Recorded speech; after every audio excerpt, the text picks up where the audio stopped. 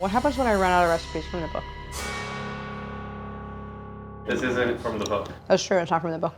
Hey everyone, I'm Claire Saffitz. Welcome to my home kitchen. Today I am taking some of my base recipes from Dessert Person and using them to create a beautiful summer fruit tart. And this is a method that you can use for any kind of fruit all year long. That style of tart that is like those gleaming, super glossy, shiny fruit tarts that you see in a pastry case. I think the homemade one is a lot better.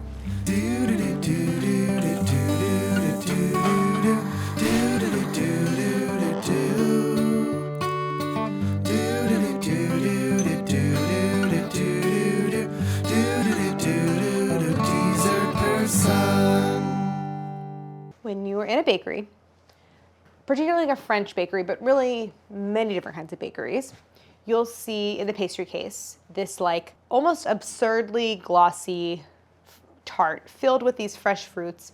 Often there's like a kiwi on there, definitely strawberries and other berries and like, I don't know, hopefully not banana because like that wouldn't be good, but there's all different kinds of fruit. That is a fruit tart where there's fresh fruit on top of a layer of custard set inside of a crispy tart shell. So that's what I'm making today. And I generally find that the bakery versions are not very good. It's like they've been sitting too long. The fruit has kind of this gloppy glaze on it that I don't really like. So I think the homemade version tends to be a lot better. And then of course you can customize with all the kinds of fruit that you like to eat. It's a really fun, easy recipe to make at home. So special equipment, you will need a tart pan. So I have a 9-inch fluted, removable bottom tart pan. You can do this in a 9-inch spring form if you don't have one of those. Then we're also making pastry cream. That's the filling. And for that, you'll need a saucepan, a bowl, and a whisk. There's an episode where I made a Meyer lemon tart. Check it out. And in that recipe, you'll see how I made the sweet tart dough. So I'm just starting with the dough already made. Then the ingredients for the pastry cream: unsalted butter cut into pieces, 5 egg yolks, 2 cups heavy cream, 1/2 cup granulated sugar, some kosher salt, and a 1/4 cup cornstarch, plus a vanilla bean. Then of course there's the fruit, but the fruit's in the fridge. Do you want to see the fruit? No. Okay, we'll get the fruit later. So I just turned my oven on 350. So I have this sweet tart dough that I made yesterday. It has a little almond flour in it. And so I chilled it, and now I am going to press it into my tart pan. So if I were to try to roll it out, it's a very tender dough, and it just breaks very easily. It would be really impossible to transfer a rolled out piece of dough into my tart pan, so I just press it in. I start by dividing it in half. The dough is a little soft. If at any point it becomes too sticky, put everything back in the fridge. But what I like to do is divide this half of the dough into like 5 or 6 strips, just like this. And these strips become a ring of dough around the fluted perimeter of the tart pan. So take a strip, just kind of lay it in the pan against the side. And I'm pressing it on there gently, but we're gonna go back and press everything in a little more thoroughly. I always do the perimeter of the tart pan first before I press into the bottom. You end up getting a much more even layer of dough, and you have a sharper edge where the border hits the bottom.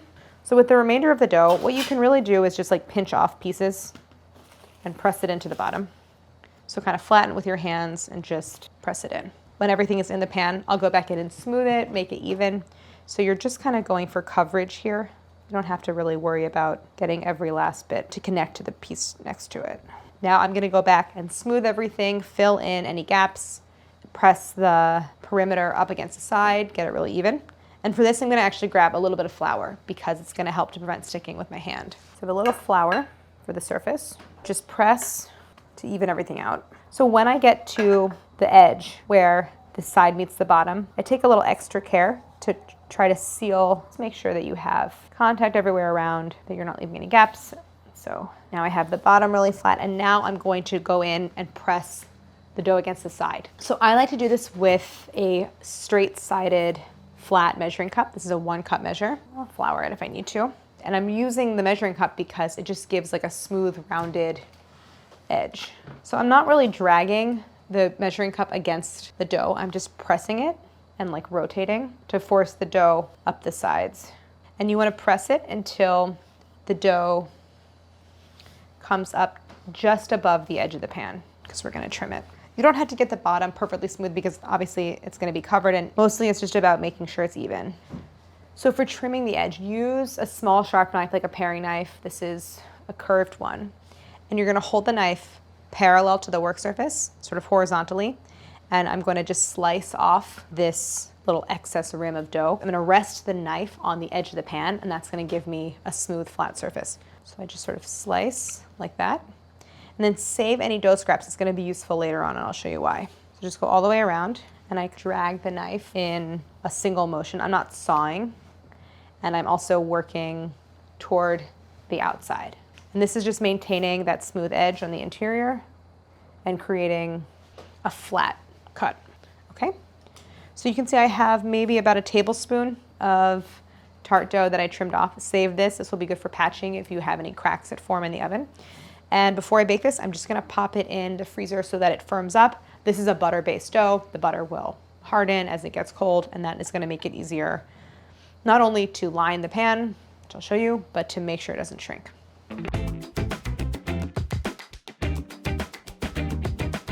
So here's the really well-chilled tart shell, and I have a piece of foil.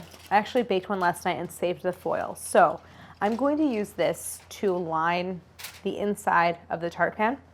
I'm not gonna fill it. I actually don't need rice or pie weights or anything, but what this is going to help to do is to maintain a sharp contrast and angle between the side and the bottom. Otherwise it kind of puffs and slumps a little bit.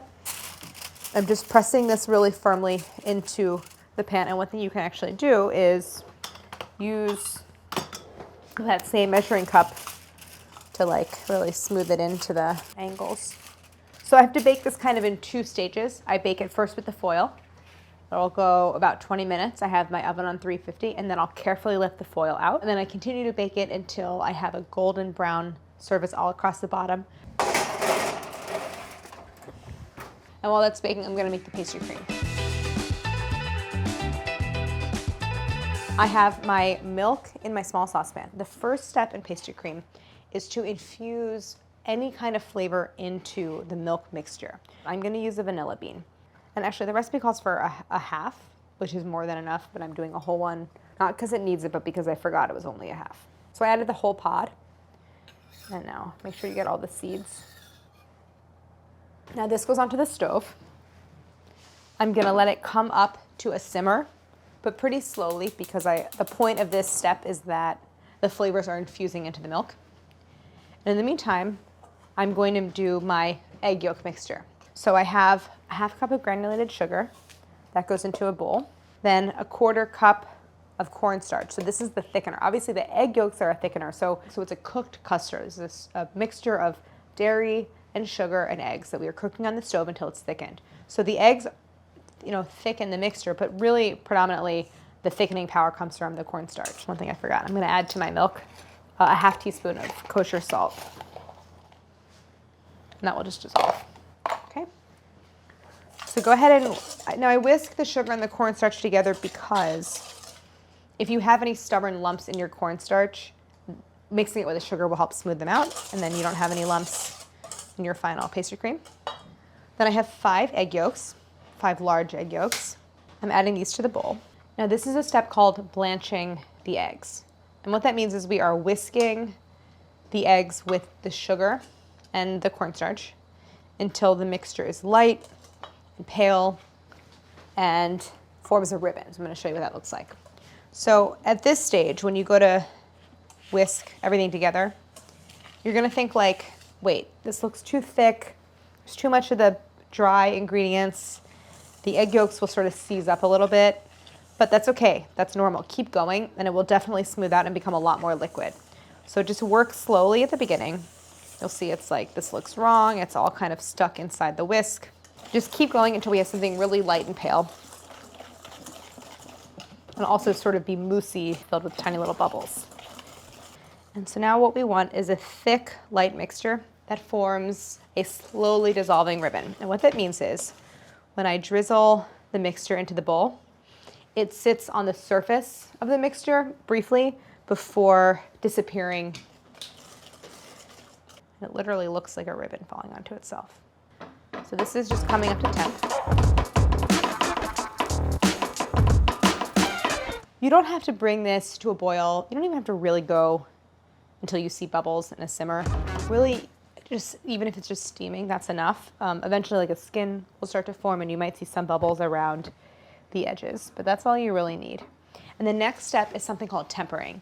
So we have this hot milk mixture and this room temp or even cool egg yolk mixture. And we cannot combine them entirely all at once because you run the risk of cooking the eggs or curdling them. So a step called tempering is slowly introducing the hot ingredients into the egg mixture. So it slowly comes up to temp and then you can safely transfer everything into the saucepan and cook it together. And I'm just gonna, it helps to like have an anchor under your bowl. If you have a helper, ask someone to hold the bowl for you, but try to stabilize it. And I'm gonna whisk with one hand and slowly stream in the milk with the other. So I just start by adding, maybe a tablespoon at a time. And in the beginning, you gotta go slow because you gotta make sure you can loosen up the egg yolk mixture. And I pour maybe 1/2 to 2/3 into the bowl. And now whisk this well. I like to really scrape the bottom and sides to make sure I've incorporated all of the yolks. So that these are tempered. The temperature has come up, and now I can safely add this to the rest of the mixture in the saucepan. So I'm gonna whisk that in. It does require near constant agitation, and that's because you wanna keep the eggs moving so that parts don't overcook. Basically, you run the risk of having the bottom part closest to the burner cook, thicken, overcook, then scorch, and then you have sort of a not only unpleasant tasting pastry cream, but not a smooth one either. Eventually, it will start to thicken. You'll notice that the foam on the surface will start to subside, and the mixture will thicken so that it holds the marks of the whisk, meaning the whisk will leave a trail. And at that stage, you're close. So now I'm really making sure that I'm constantly agitating it. It's looking thick, but I want to make sure that the cornstarch has its full thickening power, and it has to boil in order for that to happen. So often I'll stop whisking, just briefly, and I'll wait to see how a bubble's forming under it. It's like, okay, I know it's come to a boil. I know it's done. You can stop whisking briefly, but like after 5 seconds, if you don't see a bubble, you got to keep it moving. So this is done. I'm going to remove it from the heat. Generally, at this stage, I will almost always transfer it to a bowl so that the cooking stops. But in this case, if it gets a little extra thick because it just cooked a little more, I'm okay with that because I actually want a really thick pastry cream that's gonna set in my tart. So I'm gonna go ahead and keep it in the saucepan. If you are not an experienced pastry cream cook, I would actually really transfer this to a bowl. So what I'm doing now is whisking in some cold butter. So I'm adding it in a piece at a time. So I'm gonna hit pause on the butter because my timer is going off. I'm gonna take a look at my crust. So I like to peek under the edge of the foil. I can see it's just getting a little golden brown. I'm gonna carefully lift it off. Don't like yank it because you might end up taking a piece of the dough with you by accident. But I didn't even grease it, it doesn't really need it. Now this is gonna go back in the oven and it's gonna bake until the bottom is golden brown all the way across. That should be another like 15 minutes. Generally, you're not gonna see cracking at this stage because it's been covered, and so there hasn't been like a ton of evaporation. The cracking really happens in this next stage where it's going into the oven and there's more evaporation and more cooking. So we patch later. This goes back in. So I'm just gonna finish the butter. When butter is chilled, it's firm. So means that when the pastry cream chills, it's gonna have a thicker, sort of tighter consistency. One thing that I often do with pastry cream, especially since I've left it in the saucepan here, is I am not going to really thoroughly scrape the bottom and sides because sometimes, even with constant whisking, there will be a dead zone right at the point where the side meets the bottom of the pot, and you might have some sort of overcooked pastry cream there. So this is ready to go. We're just waiting for our crust to finish baking. Let's talk about patching. So I reserved my little bit of dough. There are some cracks that have formed after I removed the aluminum foil. I'm not worried about little tiny cracks, that's not a big deal, but anywhere where you can see the pan in the crack, you're gonna wanna take a little bit of dough and just pinch off a very, very small amount. I mean, really like the size of a lentil. And I like to kind of roll it in my palm like that. All you're gonna do is press a bit of dough. Really what you're doing is smearing it into the crack to cover it, just like that.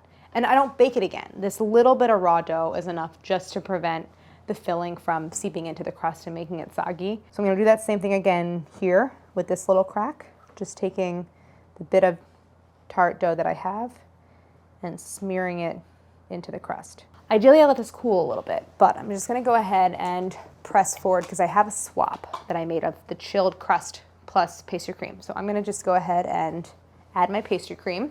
Go ahead and whisk it really well to loosen it up. You can see I have my vanilla bean here. I'm gonna set that off to the side. And this goes into your crust. To me, you can use the better part of the recipe or even all of it. So smooth that into your tart shell. We are going to cover this in fresh fruit, so it's not like this has to look any kind of way. The best thing to do is cover this with plastic, and you actually press the plastic onto the surface of the pastry cream, and that prevents a kind of skin from forming on the surface where you get like a little hardened, thin layer. So I'm gonna set this aside. And then I'm gonna get out the one that I made that's already chilled, and I'm gonna get out my fruit, and it's time to assemble. You can see from the way that the plastic easily peels back from the filling that it's really nicely set. So if I like drag my knife through it, it's like you get a clean cut. I have blackberries, raspberries, and strawberries. I'm gonna cut some of it because I have some of the berries are rather large. I do like though when you get a cross section of a blackberry, so I'm cutting some of them in half. So I'm just cutting the berries in half, sometimes in thirds, and I really like seeing the profile of the berry like that. I don't have an idea in my head of what I want it to look like. I'm just gonna kind of scatter and adjust as I go along and see how it all looks. Definitely make sure the fruit is really dry. You don't want wet fruit. I like also an abundant look. I want it to feel really bountiful and generous. I obviously want it to look like it's carefully done, like there was care taken in it, but just not too, I don't want it to look so like someone labored over it for too long, because that to me is like, somehow I appreciate it less when I see something like that. So not fussy. Not fussy, yeah. I just like, I draw a distinction between fussy and elaborate. I don't mind an elaborate pastry, obviously. Like there's croquembouche in the book. There's things that take time and use a lot of components, but I almost still like to think of them as being not super fussy. It's like you just, it presents itself as the thing that it is. So I do tend to like things that aren't super fussy, because like who has the time? I think that's also what it boils down to. I think I've only been doing this for what, 5 minutes? 20. What? No way. While I know I said I don't like when things are too fussy, I do kind of have a hard time stopping when I should. So someone tell me to stop. Okay, stop. Okay, thank you. All right, so this is almost done. I'm gonna make a quick glaze because it's gonna help give the fruit a really nice glossy look, and it also kind of like seals everything in. You don't have to do that. You could just do, if you're gonna serve it right away, you could just do like a little powdered sugar, and that would be beautiful. But I'm gonna do a glaze because I'm gonna show you how. It's very easy. I'm just using some apricot jam. Literally out of the jar. So I have a saucepan here. And I'm not really doing a measured amount. I'm gonna strain it. So this is apricot preserve. So there's a whole piece of fruit in it. That's maybe like a half cup or so. Like you could add like, a little squirt of lemon juice or something, and that helps to thin it out, but I don't think I need to. I also have, and this is totally optional, I often don't do this, but I did have some candied nuts, but I'm gonna do that after I glaze. So totally optional. Again, it's something I just had, like I didn't make it specially for this, but it adds a nice crunch and texture. So here's my warm apricot jelly, and I'm putting it through a strainer. And if you have a flexible spatula like this will help you press everything through. All right, so everything is through the sieve except for obviously the solids, which it caught. And often what I do is, because like I like the solids, I truly just add them back. Oops, I literally do this. It's like, that's still tasty. Don't get rid of that. All right, so the final thing is adding our glaze. It adds kind of a nice warm hue to everything. I'm getting a generous amount on the brush, and I'm simply dabbing it across the fruit. You don't really want to do like lots of strokes because sometimes you get like a streaky glaze. When it's warm, you get less of like a streaky look. I don't actually think you have to like coat every single one. It's kind of cool to have a mixture of matte and shiny textures in there. The last step is to remove the outer ring from the tart. I know that I'm not gonna have any issues because I have like full clearance all around the sides. The tart has totally pulled away, so it should be really easy. I have here a bowl. This is a really good tip for removing a tart ring. Set it on a bowl that's smaller than the diameter of the tart itself, and then the ring should just fall down. So pretty.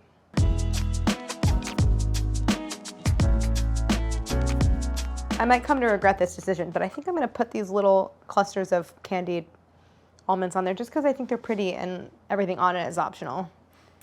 But this is extra optional. Making a tart is optional. Making any of this stuff is optional. Baking is optional. I think you should do it, but only to the extent that you want. The main thing about this tart is like cutting a slice is really hard. There's a certain amount of like squishing out of the cream that happens, even though the whole thing is cold. So, you know, do the best you can.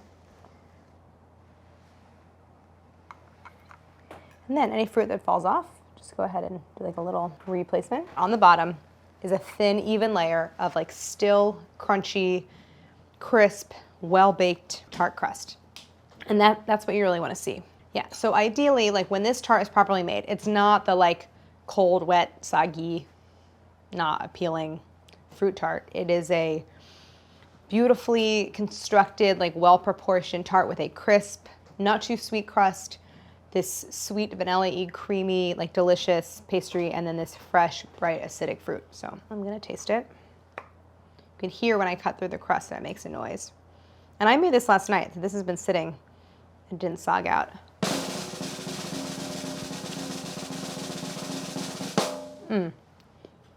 It's still cold and it's like really hot in here, so it's very refreshing. This is a great example of like the versatility of pastry because I had the recipe for the tart dough in the book and the pastry cream, and we made sort of a new recipe. So just goes to show that when you learn the pastry components, baking is endlessly variable and riffable. So one of the things I love about it. Thank you for watching, and like and subscribe.